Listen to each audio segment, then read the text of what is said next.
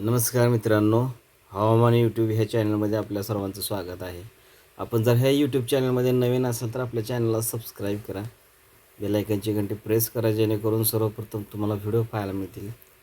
आपण बघू शकता की हे सतत वातावरण बदलत चाललेलं असून जो मान्सूनपूर्व पाऊस आहे, तो मान्सूनपूर्व पाऊस जो आहे तो आपल्या भारत देशामध्ये भाग बदलत विविध राज्यांनी त्याचा जो सर्कल आहे तो आपल्याला पाहायला मिळत आहे. तर काही ठिकाणी अतिवृष्टी होऊन वादळी वाऱ्यासह खूप प्रमाणात नुकसान झालेलं असून काही शेतकरी बांधवांचं अतोनात नुकसान झालेलं आहे.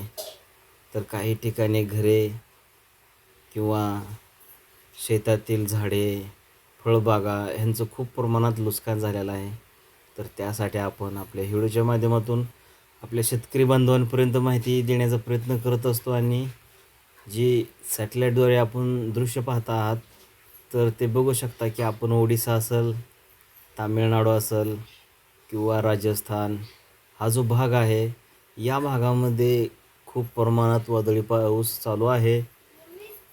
तर आपण राजस्थानमध्ये आज पाहिलं असाल तर आज राजस्थानमध्ये जो वादळाचा जो प्रवास होता, जे वादळाचं संकट होतं ते आपण सर्वांनी लाईव्ह पाहिलंच असेल.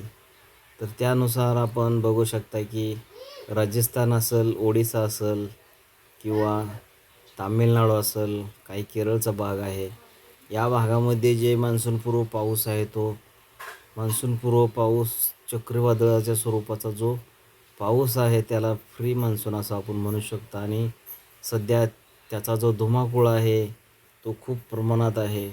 आणि आपण बघू शकता की जो अंदमान निकोबारच्या सागरी क्षेत्रांमध्ये जे बंगालच्या उपमहासागरात जे सर्कल तयार झालेला आहे त्याचा जो परिणाम आहे तो मान्सूनला होत आहे आणि त्यामुळेच मान्सून मंदावत आहे. तर आपण बघू शकता की आपण जो सर्कल तयार झालेला आहे बंगालच्या उपमहासागरात, तर त्याचा जो प्रवास आहे तो कुठेतरी अडथळा निर्माण होण्यासारखा झालेला आहे. तर बेंगळुरू असेल या भागामध्ये सुद्धा आपण बघू शकता की काही तामिळनाडू आणि काही केरळच्या भागामध्ये वादळी पावसाची सुरुवात ही झालेली आहे. त्या ठिकाणी वादळी पाऊस हा चालू आहे.